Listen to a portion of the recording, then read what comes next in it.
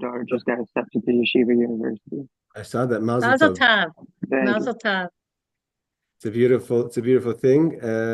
She should continue to give you and your wife nachas, and to start her foundation of building a nice Jewish life, and hopefully a Meretz Hashem, a Jewish family. Thank you. All right. Just to let you know, I got my notebook, so All right. It sounds I'm like a taking plan. notes. So what we're going to do in this class is we're going to start with learning, like I was telling Barbara before, we're going to start with learning the Kitzur Shulchan Aruch. This group of laws we actually posted over the past few weeks on the group, but we're going to go over it with the footnotes. And when we finish a certain section of the laws, we're going to turn over to the Shemirath Shabbos Kehilchathah. I posted where you can buy the book. I haven't yet received access to a PDF file for that. So if people want to join along in the reading, you're going to have to go and purchase the set. In the meantime, we're not holding there yet. I'll give heads up so you can have time to do that.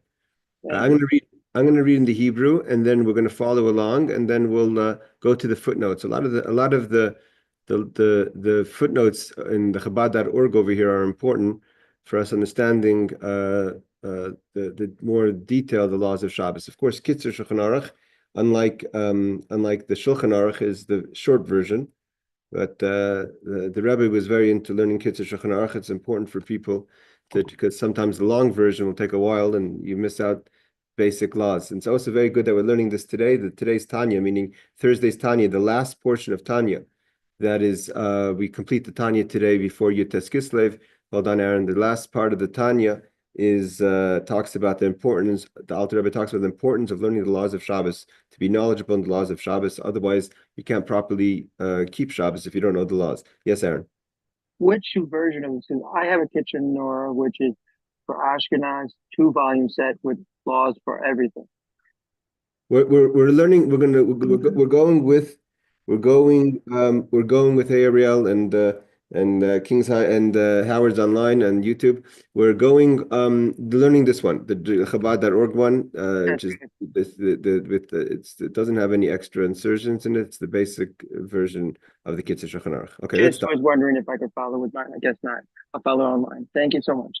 And also, it's good because we have the footnotes. Shabbos Kodesh, Halacha 1. Shabbos Kodesh Hu Ha'os HaGadol V'Habris. Shabbos is the sign. There's certain things that are signs that are beyond just mitzvahs. There's no such thing as just a mitzvah, but nevertheless, there are certain signs that are certain things that identify a person, a Jew, as a Jew.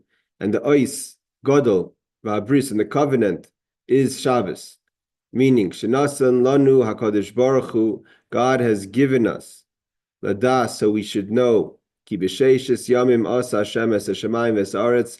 God created the world in 6 days. V'chol asher bahem, and everything that's in the world, everything was created in the 6 days.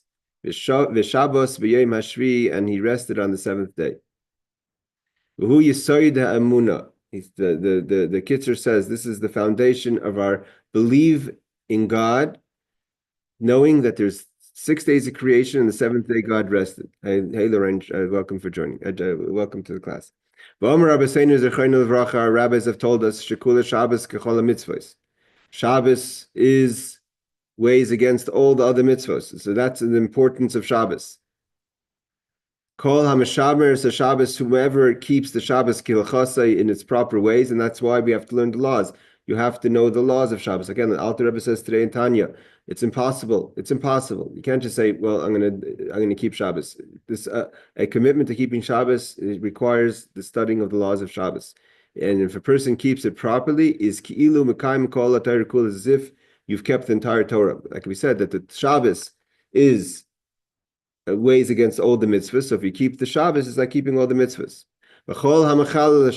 Now that's the person who's keeping Shabbos. What about he or she who desecrates the Shabbos?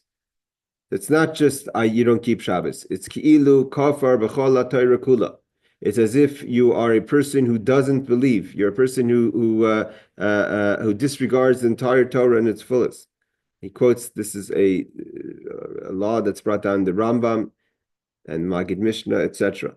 And it says Ezra, the scribe, the one who helped set up the second, so to say, the second temple, that says, it says, Har Sinai Yeradata, that God came down on the Mount Sinai, Vatitain, Lahem, Mishpatim, Yisharim, V'Tayrasa, Emes, that He gave us the righteous judgment and the true laws, and your holy Shabbos you may know to them. What do we see from that? That Shabbos is its own, it's almost its own category, and that's the importance of Shabbos. In this class, I'm going to go through the footnotes because some of them are just footnotes which are just letting us know who said what, but others are important. So number one is that Shabbos is equivalent to all the mitzvahs is a idea that's brought down in the tractate in the Yerushalmi, and he quotes the Zohar that says that the importance of it's as if you're keeping the entire Torah if you keep Shabbos. Okay, and he quotes about Ezra as well. Okay, so that's Haidan. That's law number one. Okay, so we learned basically the importance of keeping Shabbos, and if Shabbos is as a sign, is an ois. Other things that are oises also, there's tefillin for men is also a sign of an identity of a Jew. Now it says like this: Beis, Kol hamachalas the Shabbos, whoever desecrates the Shabbos b'frehesya. Now this is now becoming there's a shop in Jerusalem on Rehov Aza of all places. Now Rehov Aza is an interesting road, but either way, it's called Rehov Aza because once upon a time that was the road to go to Aza. So there's a store in Jerusalem on Rehov Aza that has a big sign, and it says, in this store, we keep Shabbos b'frehesya. We keep Shabbos publicly. So what's b'frehesya? B'frehesya means in public. So we keep Shabbos publicly. It means we're proud to keep Shabbos. But here, what about a person who desecrates? Call him machalitz Shabbos b'frehesya. A person who desecrates the Shabbos in a public way, knowingly. You have to remember this. We're learning the law here, but there's a lot that are connected to a person we're going to learn now very strong language about a person who does not keep Shabbos. And especially if they do it publicly. Like the idea of doing it publicly means you have such a disregard for Shabbos that you don't care if it's in public that people see. And even though, there's a concept of honesty, meaning to say, don't pretend like you're something else. If you're not religious, don't pretend to be religious kind of idea. But when it comes to Shabbos, the person who desecrates the Shabbos publicly, it's worse than just desecrating the Shabbos. So the idea of publicly, because it's literally in God's face. But the idea is that we're like we said, it's an oath, it's a sign about a belief of God's creation in the world. And in public, you're saying, I don't care to even publicly to desecrate the Shabbos. But this is again, and we're not passing judgment on individuals because there's a lot involved with people's knowledge and understanding what it means to be Jewish. But we're going to learn the law as it says it. Whoever desecrates the Shabbos publicly, it's a very strong language. That person is considered as a non-Jew in all respects. That doesn't mean you're not Jewish. It says it doesn't make you a non-Jew, but you're behaving like a non-Jew. In which means, he's explained now what it means. What's that mean halachically? If a person who publicly desecrates the Shabbos, knowing all the laws of Shabbos, knowing that you're not supposed to, knowing and being brought, again, you're a true mazid, a true doing it on purpose. If that person is to touch wine, that's not mevushal, that's not cooked wine, like we spoke about in the class, it's prohibited. You're not allowed to drink that wine. Vapashu oifa, and bread that person bakes, has no different than bread that will be baked. We'll see in a second the footnotes by a Gentile. V'chein tavshel, foods that he or she would cook. Shumavashal, that they cook, havi kamoi, bishul oivet kachavim. So we know we're going to learn in other laws, what does it mean? Pasakum, non-Jewish bread, or bishulakum, non-Jewish cooked things. People are very careful not to eat foods that are cooked by non-Jew. If it was cooked by a person who desecrates the Shabbos publicly, those foods and the bread and the wine are all as if a non-Jew touched them or cooked them. Now, he says, what is it? How do we define publicly? So he says, hold on, Aaron, we're going to finish the law. Publicly means bifnei asar b'Yisrael. Yeah, this is a very important point. Whenever it talks about Kiddush Hashem, to sanctify God's name, or desecrate God's name, it's not in front of Gentiles. It's bifnei asar b'Yisrael. It has to be publicly in front of other Jews.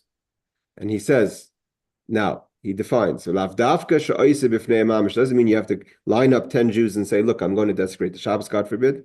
El sheyoidim mehavera. You do it in a public way that 10 Jews know that you're a person that purposely desecrates the Shabbos. The hachi muchich b'shas poiskim. This is what it's brought down in the Talmud. We'll see in a second. Gabi vaha Esther b'fehesi hava. That even though Esther didn't live with Achashverosh in front of 10 people, right? There wasn't 10 people in her bedroom when she lived with Achashverosh, but everyone knew that she was Achashverosh's wife. So the Gemara, when the Gemara discusses the question about Esther living with a Gentile, and it was public knowledge. It was public knowledge. Everyone knew that Esther married the king. They don't have to be in the bedroom. So too writes the Pri Megadim, which is a commentary on the Shulchan Aruch. Pirsim Havi Asar Yisrael. That what does it mean to be in public? Is that it's in front of 10 Jewish people, or it's known that it's public in front of them. Yes, Aaron. Just a quick question. So, when I visit my parents, I celebrate Shabbos with my son. We go to shul and everything. But I know my mom goes shopping on Saturday or during Shabbos. So I can eat her food or I can't eat her food, or she's my parent, and so I should just honor her.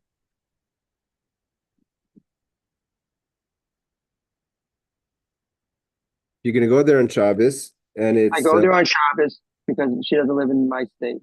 So I visit her for like a week, and then we go to Shabbos services in an Orthodox shul. We do everything, me and my son. But my mom goes out and shops. Okay, she's not considered professia because she doesn't know the laws properly. That's called a tinik shenishba. Today, most people, Jews, have not been brought up, but that doesn't change the fact that you should not be eating from food that's been bought, that you know has been bought on Shabbos. You should try to make sure your food for Shabbos has been purchased before Shabbos. Yeah, usually my food is, but I'm asking. So, oh, she can cook. We can't have food. You can't. No, she can't cook for you either. But anything, your food has to be ready as if your Shabbos is like you're at home, like all your food is prepared. Yeah, we did that. Okay, but then sometimes she brings extra food. She wants to give me a treat or something. Should not eat it. You should not eat it. No. Thank you. Okay, footnote number 6.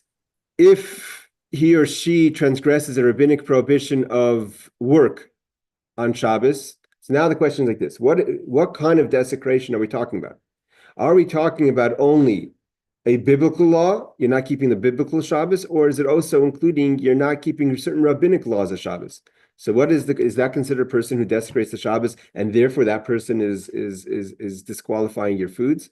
So he brings down like this: if he transgresses, he or she, a rabbinic prohibition work on Shabbos, not a biblical.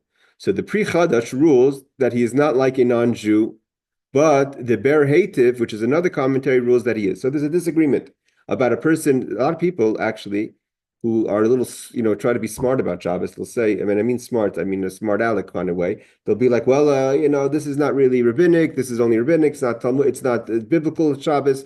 So the question is, a person who desecrates the Shabbos only in rabbinic laws, but keeps Shabbos, let's say, in the biblical laws. So there's a disagreement. The Pri Chadash says that doesn't disqualify, that doesn't define this person as. And it's not just foods. There's other things that are included in that. And the Barbara, and the Ber Hativ, another commentary says that that's also a desecration of Shabbos and publicly that would disqualify the person. Yes, Barbara. So I'm in healthcare, and every so often I have to be what's called on call, and that means that I need to make arrangements for people to come into work if they've called off sick, or if somebody doesn't show up, I have to go into work. Does that mean I've broken the laws of Shabbat if I'm doing that? No. So if you're in healthcare, a health professional, a doctor or nurse I think traditionally the law is that if a person is able, like there's times that you're able and times you're unable. There's times that you're able to make sure that you're not on call for Shabbos. You're able to position yourself in your job that way. Let's say in Eretz Yisrael, they tried the best they can. They have non-Jewish nurses and doctors usually on call on the Shabbos. But if there's no other way, then and you are the person that has to service this person who's not well, then you're allowed to do that on Shabbos. And obviously, you have to check, you have to work out what that means as far as transportation, as far as hours works, and as far as it doesn't just turn off Shabbos for you, and you have to hold on, Aaron. You have to see which parts are you allowed to, and what parts you're not allowed to. But that's more detailed, and I'll check up on that and get back to you. But there is that question, and it's an obvious question, where your job requires you to be a health professional on Shabbos. Obviously, if there's no other way, you can, but doesn't just mean Shabbos gets turned off. It means you have to keep as much as possible Shabbos while you are being in the service of a health professional. Yes, Aaron.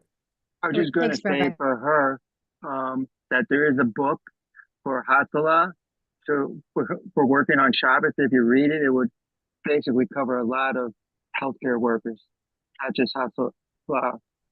Post information about that book on the chat after the class. Okay, I'll try. All right, so he says like this. What was the question about Esther? So it says, since her marriage to King Achashverosh was halachically illicit, right? She was marrying a non-Jew and known to the public. Everyone knew that she was Queen Esther. So why didn't Esther give up her life rather than transgress the halacha? That was the question. We learned this, actually. Those who joined my class in Sanhedrin, this question was asked about Esther. In what way was she permitted to be with Achashverosh? All right, that's nothing to do with the laws of Shabbos. So he's just giving us information about what does it mean publicly, but that question itself is addressed in the Talmud. Okay, let's go to Sif Gimel. Lefikach, therefore, Mishabeach Hanavi va'omer, the prophet offers praise and says, Ashrei Enosh, that fortunate is the man, Yasa Zaisu ben Adam Yachzik ba, that fortunate is the man who does this, and the son of man who maintains this. That Shomer Shabbos Machalaloi, that this he who preserves the Shabbos from desecration, means you don't desecrate it. And whoever keeps the Shabbos with its proper laws, and you respect it. We're going to learn what it means to respect the Shabbos. You take pleasure, each person according to their abilities. The prophet tells us that reward for keeping, respecting, taking pleasure in Shabbos is a reward that we take a reward in this world. Not every mitzvah that we see specifically a reward in this world. And this doesn't include the great reward that you get in the world to come. The world to come, the reward is on a much different level. But even in this world, where we see things in a small vision, that even there's reward. Shnemer, as the verse says, that if if you restrain on Shabbos from your feet, meaning you don't walk out of the Tchum Shabbos, you don't walk further than you should on Shabbos. So when those people live in Brooklyn, and it's not such a big deal, but where Barbara lives on the island, it's not so simple. You have to make sure that you're not walking too far from the next house. Is asois chafatzecha b'yom kodshi, and abstains from doing your business on my holy day. V'karasa l'Shabbos oineg, and you proclaim Shabbos a delight day, l'kdoish Hashem mechuboid, and the sanctified of God, honored and honor, asois derachecha, from not engaging in your weekly activities, mimoitze chefsecha v'daber davar, and abstain from pursuing your business affairs and from speaking words pertaining to weekly needs, means you don't talk things that you shouldn't be talking about on Shabbos. Oz tishaneg al Hashem, then you will delight yourself before Hashem. V'chavticha b'masei aretz, and I will cause you to ride over the heights of earth. V'chalticha nachlas Yaakov, and I will cause you and will nourish you with the inheritance of Jacob, Avicha, your father. Kapi Hashem dibur, for the mouth of God has spoken. This is the prophet about a person who keeps and takes delight in Shabbos. So in the second seif, we talk about the person who desecrates the Shabbos, and now we talk about the person who praises the Shabbos and keeps the Shabbos according to the halacha. Let's see if there's any important footnotes that we want to add. So what does it mean not to walk too far?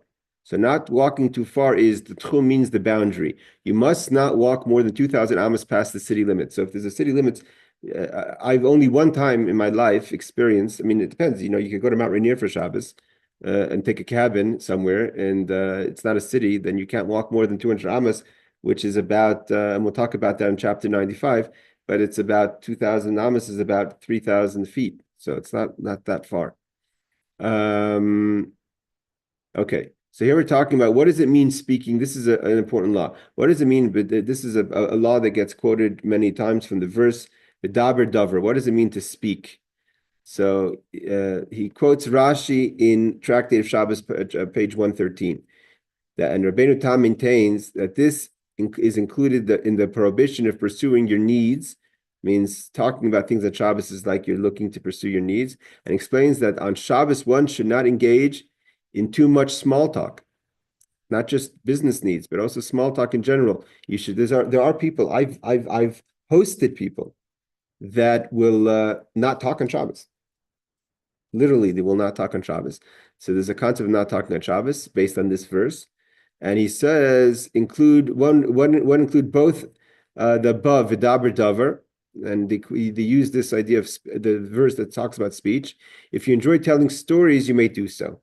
So here the Ramah adds, if a person likes to be a storyteller as a way of enjoying the day, I'll get back to you in a second, Aaron. So one can do that on the Shabbos. I mean, again, there are people who don't talk at all. But that said, if a person wants to tell a story on Shabbos, the Ramah says that's allowed. Yes, Aaron. Those people who don't talk, the studying, count as talking. No, no. They study, but they won't talk. Like literally, I've had a person at my Shabbos table from Jerusalem who will not talk on Shabbos. Will not talk on Shabbos. So even at the meal, will not say anything, and unless it's a Dvar Torah, but will not talk will not even say pass the chicken. I'm talking about literally not talk on Shabbos. Okay, that's an extreme undertaking. I'm not saying it's wrong. It's an extreme undertaking, but that's what some people do. Okay, he continues. Ksiv zocher es Shabbos HaKadshay.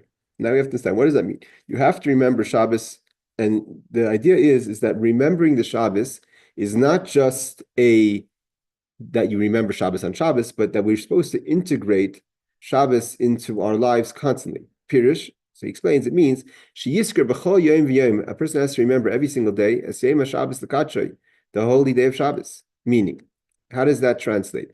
This is based on a Talmud, but we're going to learn the halacha now, the law.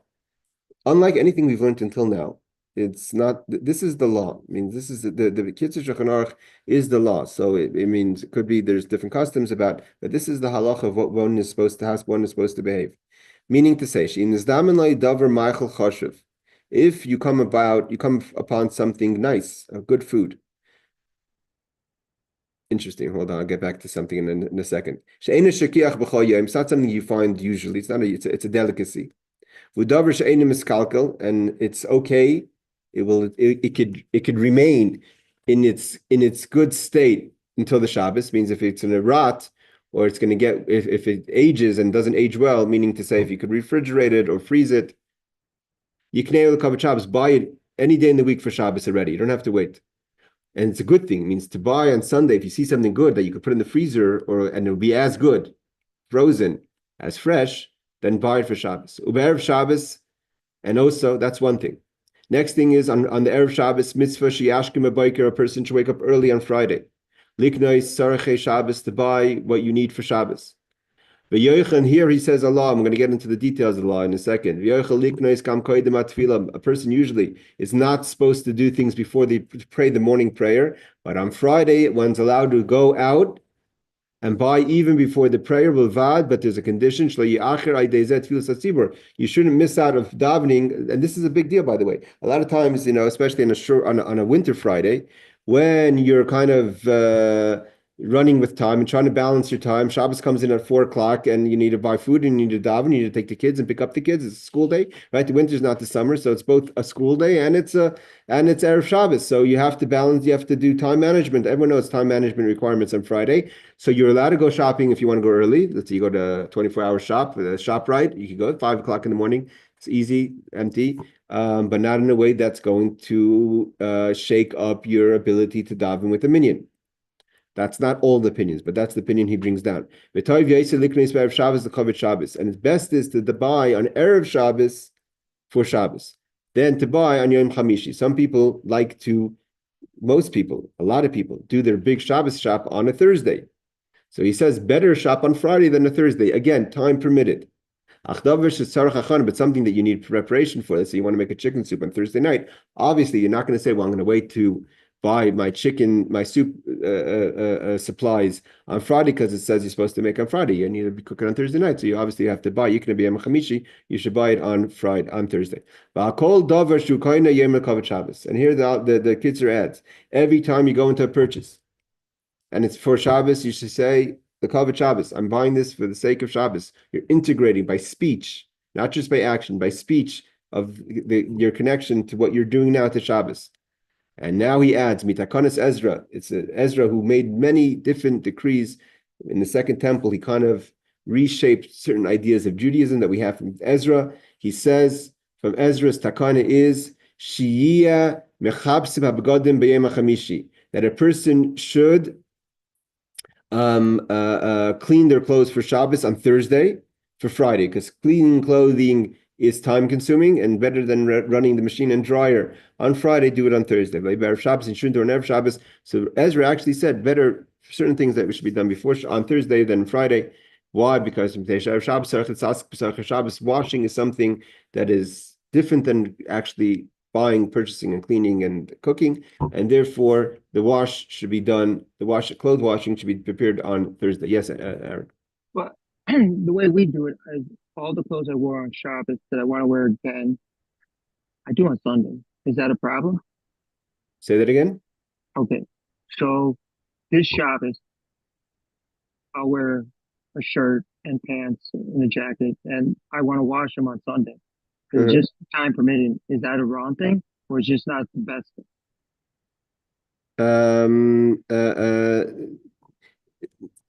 Listen, if you're accustomed for the whole week, you're not just doing it for Shabbos, you're doing clothing for the whole week, right? Right, but I put my Shabbos shirts in there.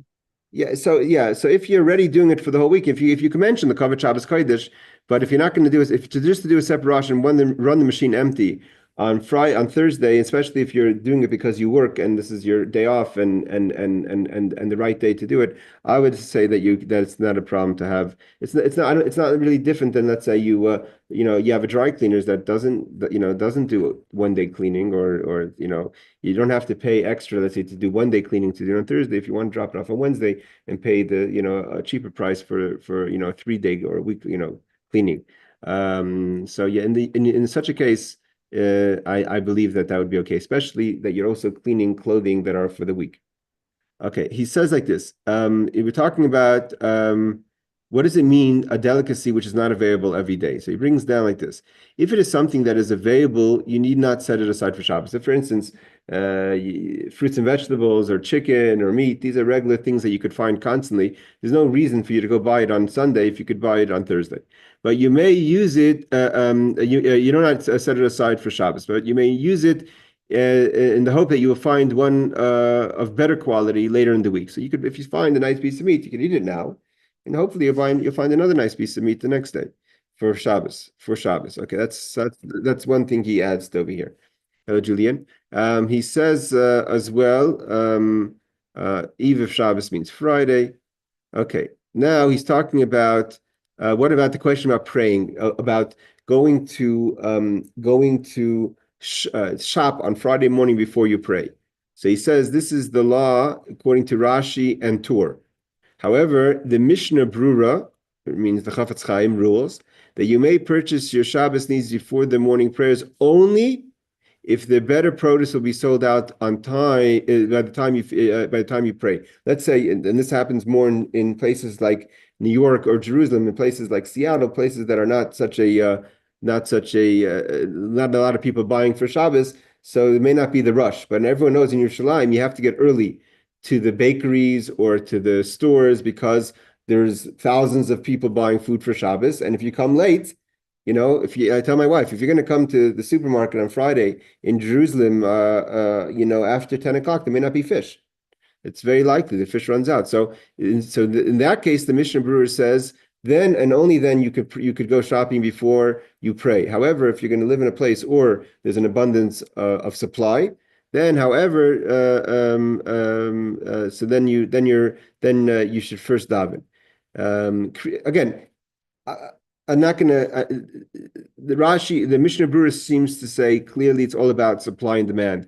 I think we could include in that time management. And what I mean by time management is it's not just, for instance, shopping at 10 o'clock in a busy place like New York or Jerusalem.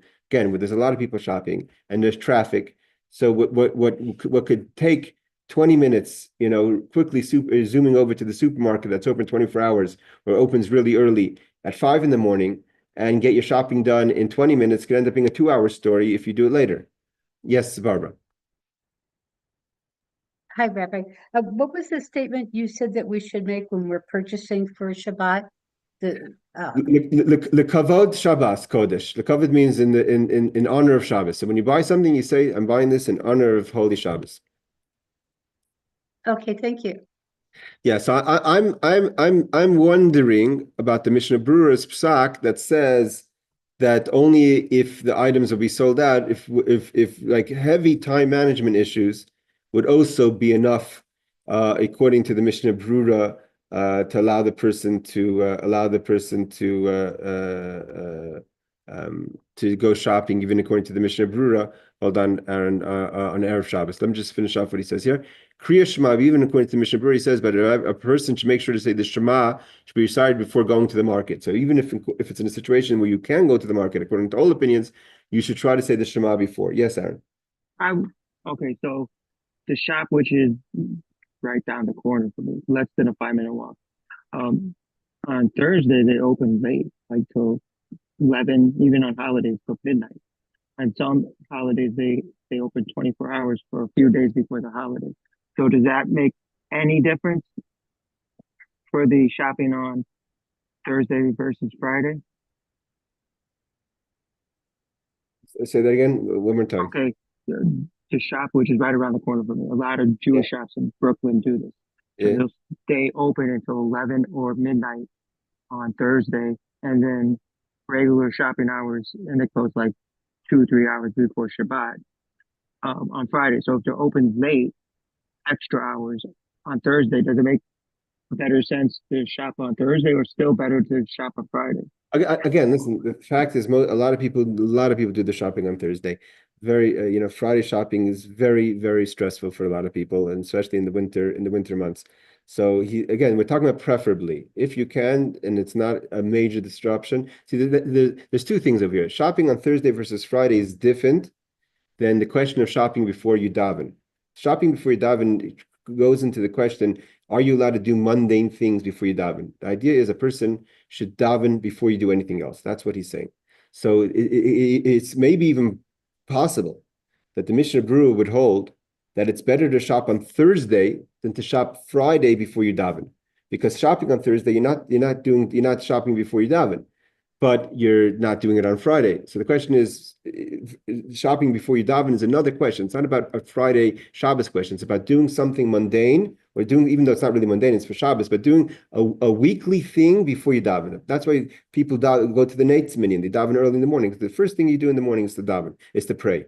So it could possibly be that if the question is that you're going to be late in your prayers, then it could be that it's better to pray to shop on Thursday. Again, if it's inconvenient to shop on Friday and it really messes up your time schedule and your cooking, he says clearly, then you shop on Thursday. But here he said, say that again. On Friday, you may not have food in the stores. Yeah, that's what on Thursday. Exactly. So that's what he says. If there's no food, for sure you shop on Thursday.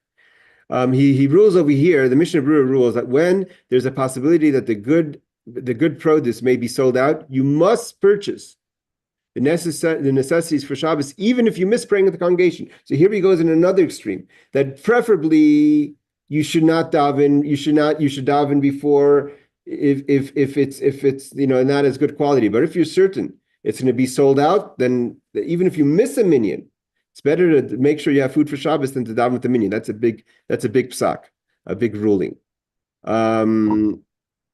The reason why he says over here that it's preferable to make purchases on Friday. Why? Because when God sent the man, which was the food for Shabbos in the desert, he sent it on Friday. He didn't send it on Thursday. So when did the Jewish people get a double portion of man? Was on Friday. Because the man was double portion on Friday, we see that on Friday was when God, so to say, gave the Jewish people their food for Shabbos. So the Magen Avram, which is one of the main rule Ashkenazic poskim, says that's why it's preferable, if you can, to do at least some of your purchases on Shabbos, maybe challah, certain things that are easier. Okay, and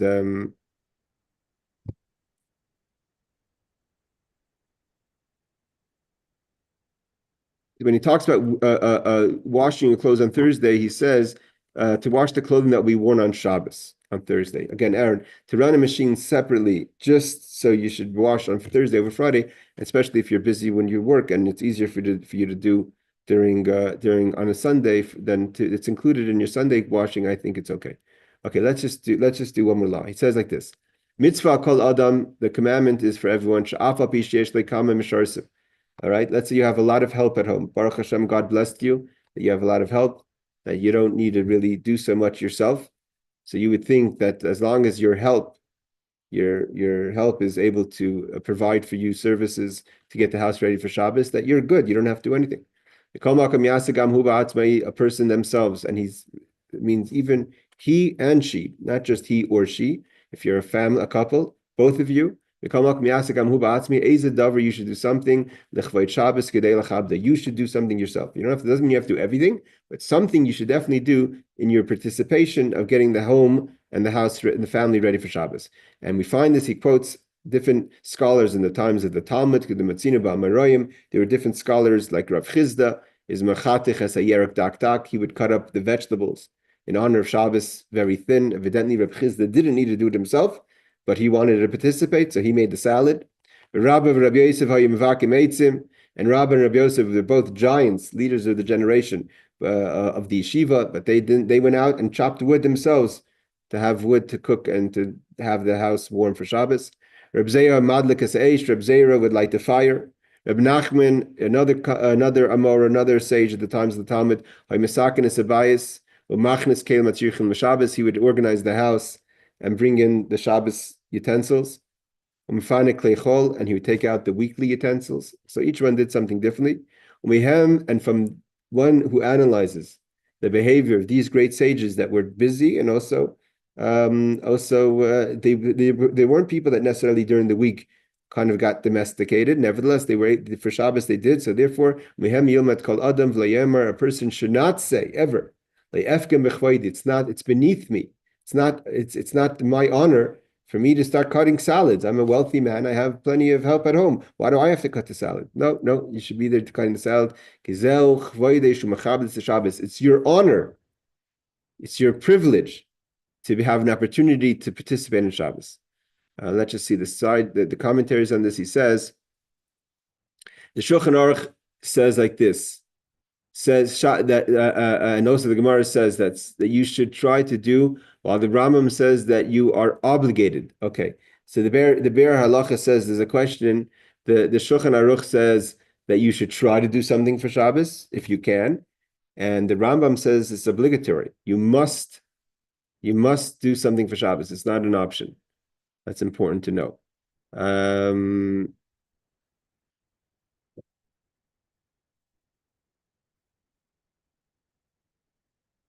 I think we have time for one more.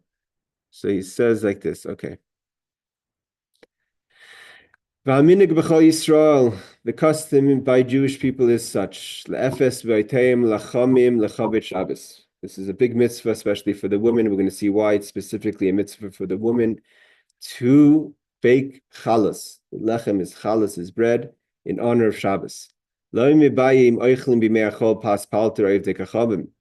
Even surely that's certainly if during the week you're not so careful the kind of bread you eat, you rely on the ruling that says you could eat non-Jewish baked bread from a bakery. Palter means a bakery, not home baked.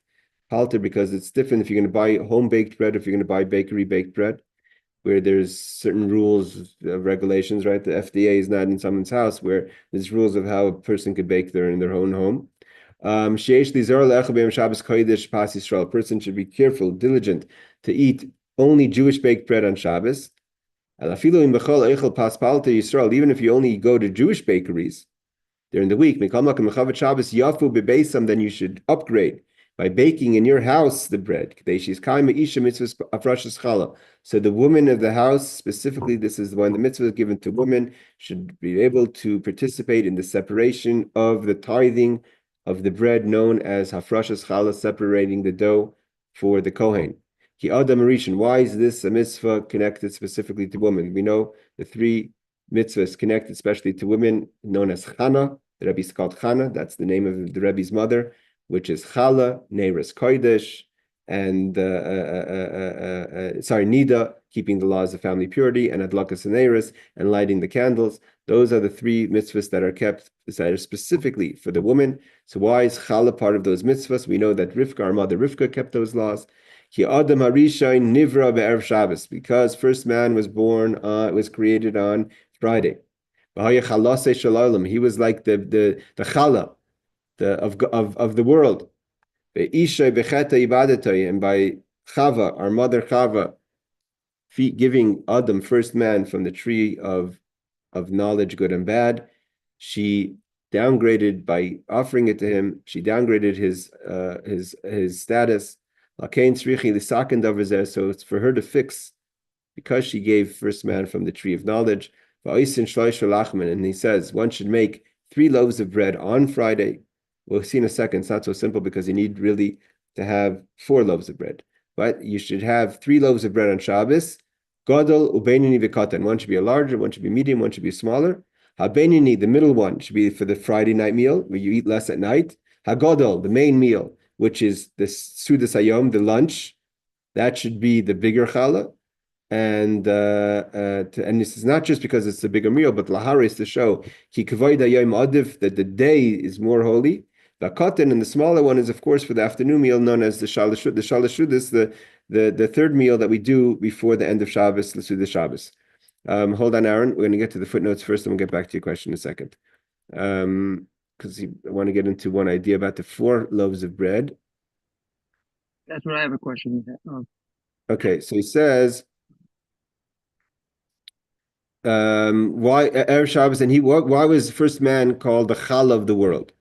So he quotes the Yishalmi. The Talmud Yishalmi says, as the dough is completed by separating Chala, so the world was completed with the creation of man, the object of the object of the creation. So the whole purpose of creation, the Machzah Shekel says, is first man, and which means man and woman are voda. And because we kind of sinned early on, and that happened from Eve, so therefore it's up to the woman of giving Adam to eat from the Eitz Hadas. So therefore the woman is the one who has the mitzvah of separating the challah. Okay, when he says that that you have to have 3 challahs, right? So he says, but you must make the bracha hamoitzi on 2 whole challahs at all 3 meals, which means to say, Barbara, one sec, which means to say that if you eat, you have to have, we do lechem mishnah, we have 2 loaves of bread every time we cut bread. So if, let's say the night meal is you have 3 loaves, so you have 2 and you eat 1, so that's fine. The day meal, you have 2 left, so you eat 1, and now you have the afternoon meal, meaning the evening meal, before Shabbos is over, the 3rd meal. So if you ate both loaves of bread in the first 2 meals, you have to have a 4th one to be able to open the bread on the 3rd one, even though if you don't eat it. Yes, Rebecca. Sorry. Yes, Rebecca. Rebecca, you wanted to ask something? Yes. So I have a family member. She doesn't do her freshest challah because she only wants to bake challah for that week. She doesn't like to freeze and use it for another week. So is it better if she bakes her own challah every week and doesn't use enough flour to do a precious challah, or if she buys challah from a store every week that's, and has a proper hechsher and whatever? That's an excellent question. What Rebecca's asking is basically there's a minimum of dough that has to be used to make hafrashas challah, and if below that minimum, if you make a very small dough, and like just to make 1 or 2 loaves of bread, then you don't make the bracha. You separate, but you don't make the bracha on the Rosh Challah. You can't make the blessing. And so Rebecca is asking, what is better? If you're already freezing, if she doesn't like to freeze at all, if she's already freezing, it's better. It's better to try to make. I know a lot of women. She's not the only one. I know a lot of women who never make the blessing. They don't make enough flour. They don't like to make like the same situation. They don't make enough bread, and therefore they say you separate the challah, you don't make the blessing. It's a mitzvah to make the bracha. Should try to do it. I still think that versus a bakery, I still think the bakery it'd be better to bake challah at home. I know most women do that, even if they don't make the blessing. Yes, Mm-hmm. Barbara. Okay, thanks. Rabbi, my question is how much flour are you supposed to use to make a challah that's, worthy of a blessing? Rebecca, do you know that answer? I know my wife keeps on telling me, and I keep on forgetting. Yeah, it's 5 pounds of flour. 5 pounds. That's 5 pounds of flour is a lot. Yeah. I'm Yep. one person. Yeah. No, that's One what she time by said. myself. A Right. lot So of people. most women either they freeze what's left or they give it away to other people. Okay. Yeah, 5 pounds of flour is a lot. Yeah, I think it's 2 kilos. Yes, Aaron. Just one thing, and then I want to answer my question. Like when people pass away on that Shabbos, they make sure they say the blessing, and then they give away a lot of bread with the names and the blessing under it that you're supposed to make for. Yes. So, but my question was this: so you gave an amount, the big loaf, the small loaf, the medium loaf, when you're supposed to eat it. Okay. So on Shabbos, you're supposed to have 2 loaves. So what size loaf do you do? What's the 2 sizes on Shabbos, Friday, and on Shabbos, Saturday, the 2 loaves, and which one would you cut? No, okay. So he says the first of all, there's a lot of customs how we do the bread. If we put one bread on top of the bread or next to the bread, that's another question. The halacha says that we have the right bread leaning on top of the left bread. Some people do certain days by day, certain days by night. Kabbalistic Hasidic idea is that we keep the breads equally.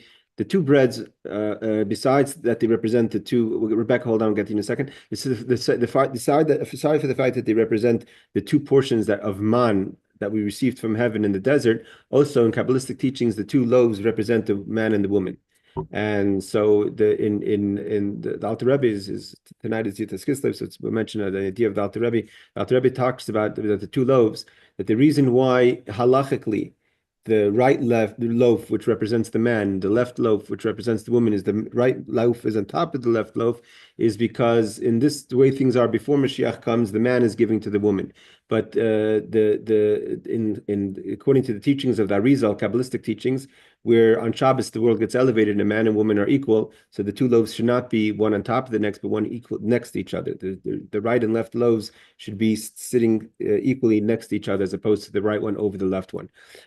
So we always cut the right one first, and we don't. If you're going to cut, the one you plan on eating should be the right challah, because in Judaism we always use right over left. And you should chesed, it's kindness, is versus the gvura. You should make sure to use the one that you want. So he said the medium size is at night, the larger one is by day.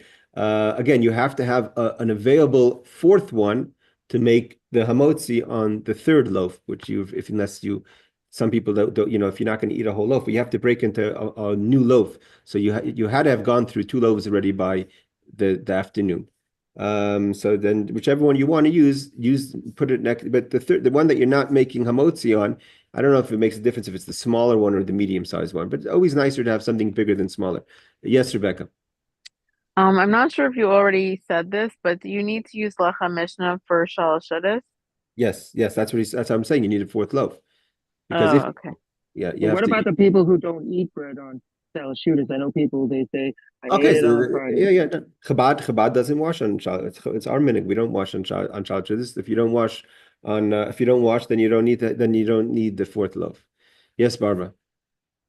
I was just wondering when, like in my case, I live by myself, and I mean, I know my rabbi's wife sells challah, so I could get a challah from her. But obviously, I'm not going to be able to use all that bread up, all the challah up. So how would that apply to me in my situation? Okay, we're going to address in a second, not now, next week, I think we're going to get to the question of leftovers on Shabbos. What is it? How do we deal with leftovers of Shabbos? It's not so simple. Wait, Rabbi, sorry to interrupt, but can't she just use rolls, Yeah, challah yeah, rolls? yeah, yeah, for sure. So Yeah, you don't, that's what I do because I live alone also.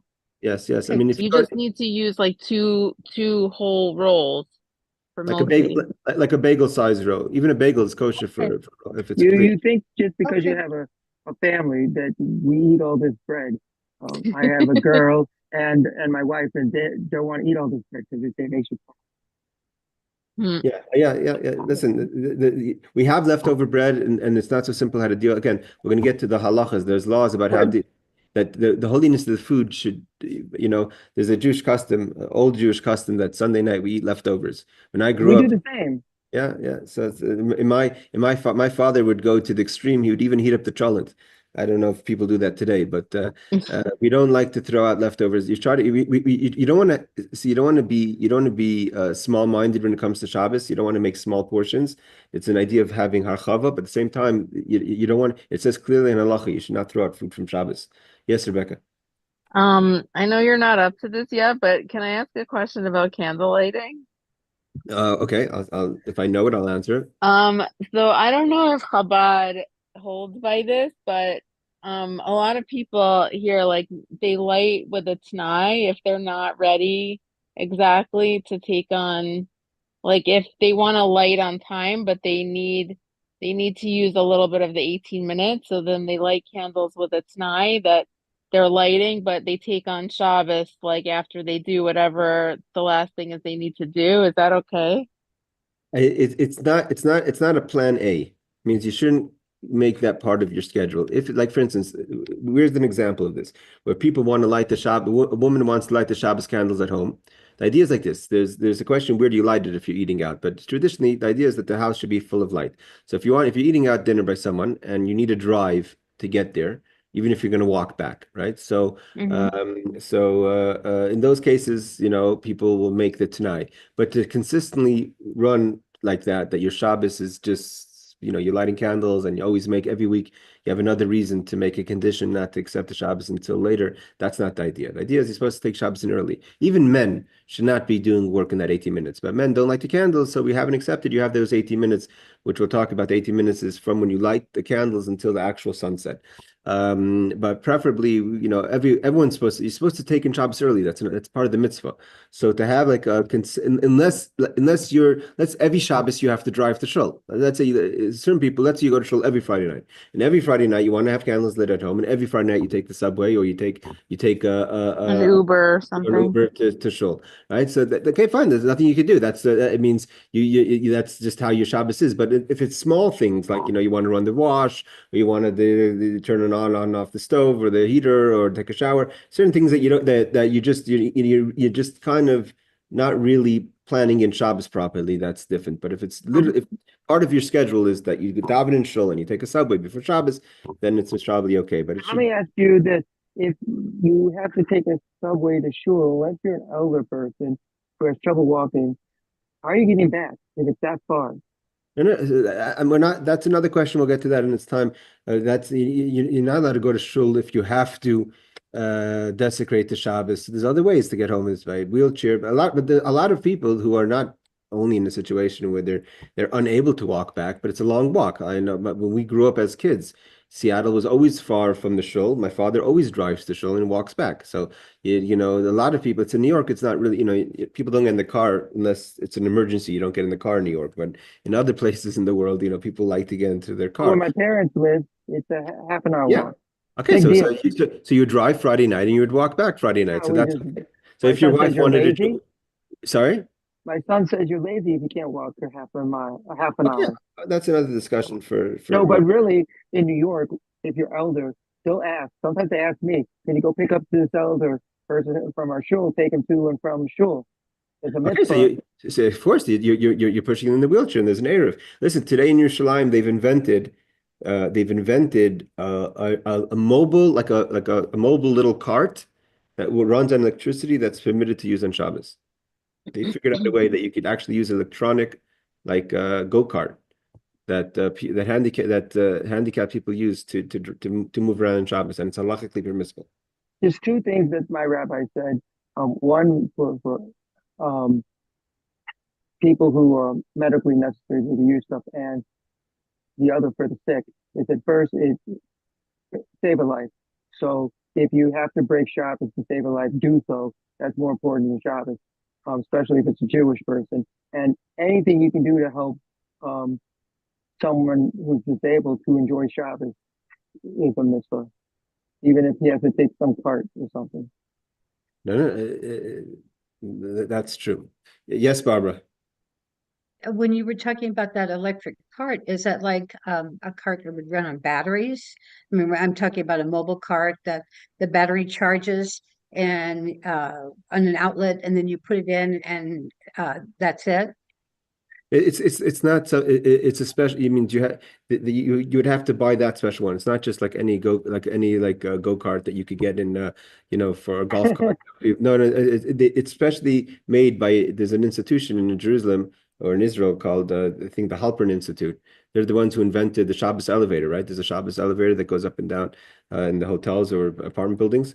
So the same institution that made the Shabbos elevator. I believe also invented this kind of card. So I'm not familiar with the exact electronics of it, but they figured out, they're very knowledgeable about the laws of Shabbos and very knowledgeable about electronics. Yeah, you could be a rabbi who knows the laws of Shabbos, but if you don't know the science of electronics, it's not going to help much. And if you know the science, you don't know the laws, it's not going to help much. You need an institution that are very familiar with the laws of Shabbos and also very familiar with how electronics work. And if you really know both of them, and there's a lot you could figure out. I heard once from, I'll finish off with this, I have to go. I've heard from Rabbi Deitch once, he said that the Rabbi Halperin, who started the institute, went to the Israeli government and said to them that if they would let him go into the Kehilchathah is the electric company of Israel, he can make it so that a lot of religious villages in Jerusalem, in Israel, run off generators. They don't want to use the electric company. He goes, he could figure it out that everyone could use the electric company if they just gave him a little time to tweak up things a bit. Yes, Rebecca. I just wanted to make a quick comment, if it's okay. Sure. A bunch of different rabbis suggested to me recently to take on Shabbos a couple of minutes early, in addition to like being very careful about observing Shabbos carefully. And it makes a huge difference in the way the whole week goes. Like things that were problems before, thank God, are not problems anymore. Things are getting better. Like everything goes differently because I've seen in my life that it's really true that Shabbos is the source of bracha for the rest of the week. So I just encourage everybody to try that, just to take on Shabbos a couple of minutes early and just see what happens. It's really, really great.